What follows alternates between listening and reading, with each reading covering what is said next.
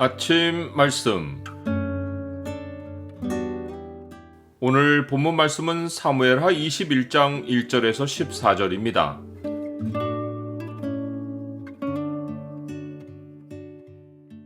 무고한 피를 흘리면 내 삶의 기근이 덮친다.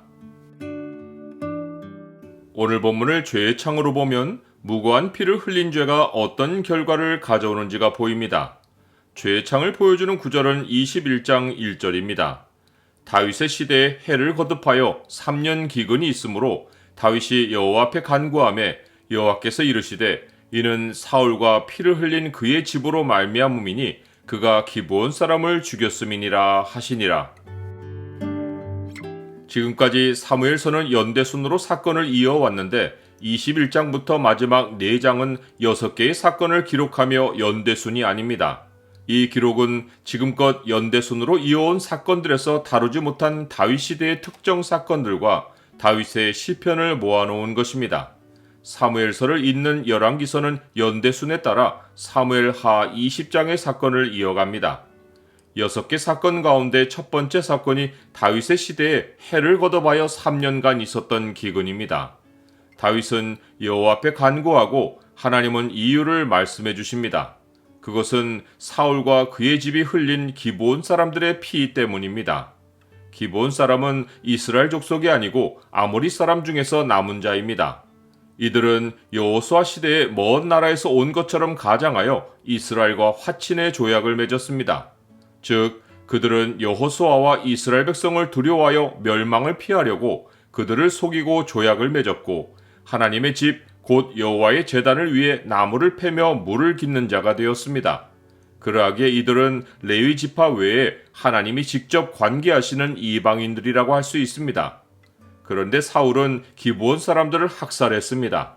사울이 자기를 거슬러 행한 이스라엘의 제사장이라도 80명을 학살했는데 기브온 사람을 대량으로 학살한 일은 어려운 일이 아닙니다. 그러나 하나님 백성이 다른 나라 백성과 구별되는 것이 언약입니다. 하나님 백성은 하나님과 맺은 언약만 아니라 하나님의 이름으로 맹세한 언약을 절대적으로 지켜야 합니다. 그런데 사울은 신실하게 지켜야 할 언약을 가벼이 여기고 정치적인 의도를 가지고 이스라엘 백성 앞에서 자기의 위상을 돋보이게 하려고 하나님 백성을 위하여 열심을 낸다는 명분을 내세워 화친 조약을 깨고 기브온 사람들을 사정없이 학살했습니다. 그는 홀로 이 일을 하지 않았습니다. 하나님은 분명하게 알려주시기를 사울만 아니라 피를 흘린 그의 집으로 말미암아 기근이 계속된다고 하셨습니다. 기브온 사람들을 학살한 일은 이스라엘 백성 전체가 아니라 사울의 집이 연루되어 있는 것입니다. 어떤 일로 인하여 사울의 집과 기브온 사람들 간에 문제가 생겼는지는 기록으로 남아있지 않습니다.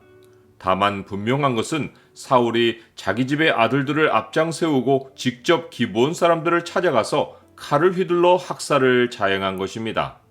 이에 다윗은 기브온 사람을 불러 그들에게 어떻게 속죄해야 하는지 방도를 물어봅니다. 이 과정에서 기브온 사람들은 사건의 진상을 더 소상히 말합니다. 즉 사울과 그의 집사람들 가운데 우리를 멸하여 이스라엘 영토 내에 머물지 못하게 하려고 모해한 사람들이 있다는 것입니다. 학살의 주모자들이 있다는 것을 알려준 것입니다. 기브온 사람들은 그들의 자손 7을 내주면 목매어 달겠다고 말합니다. 학살을 시행한 사울 집 사람 모두를 요구하지 않고 7만 요구한 것이 기브온 사람들이 원한을 다 표출하지 않고 속으로 많이 사귀고 있다는 증거입니다.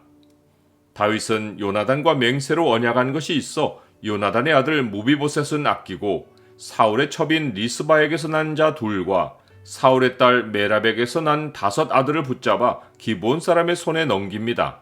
기브온 사람들은 그들을 산 위에서 목매어 달아 죽입니다. 나는 죄에는 반드시 보응이 따른다는 사실을 압니까? 리스바는 굵은 배를 가져다가 하늘에서 비가 시체에 쏟아지기까지 그 시체에 낮에는 공중의 새가 앉지 못하게 하고 밤에는 들짐승이 범하지 못하게 합니다. 어머니의 심정으로는 충분히 이해할 수 있는 행동이지만 그들의 죽음은 공의의 결과입니다. 다윗은 리스바가 행한 일을 듣고 사울의 뼈와 그의 아들 요나단의 뼈를 길르앗 야베스에서 가져다가 목매달아 죽은 자들의 뼈와 함께 사울의 아버지 기스가 묻혀 있는 베냐민 땅 셀라에 장사하여 가족 묘를 만들어 줍니다. 이는 사울 집에 예의를 베푼 것이 아니라 사울 집안의 비극을 한 곳에서 기억하도록 한 것입니다. 무고한 자의 피로 더럽혀진 땅이 속죄함을 입었을 때 여호와 하나님은 그 땅을 위한 기도를 들으셨습니다. 하나님이 함께 하시는 우리 삶의 터가 형제를 미워하는 살인으로 더럽혀지면 예수 그리스도의 피의 속죄를 힘입고 형제에게 용서를 구하기까지 삶에는 기근이 그치지 않습니다.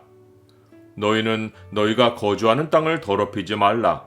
피는 땅을 더럽히나니 피 흘림을 받은 땅은 그 피를 흘리게 한 자의 피가 아니면 속함을 받을 수 없느니라.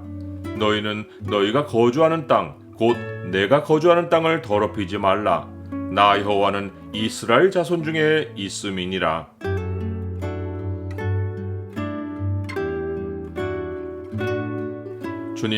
주님은 형제에게 노하고 욕하고 미련한 놈이라고 하는 것이 살인이라고 하셨고, 이러한 자는 지옥불에 들어간다고 하셨습니다. 주의 경고를 심각히 받고 형제를 존귀하게 대하며 형제를 진심으로 사랑하기를 힘쓰게 하옵소서. 예수 그리스도의 이름으로 기도드립니다. 아멘.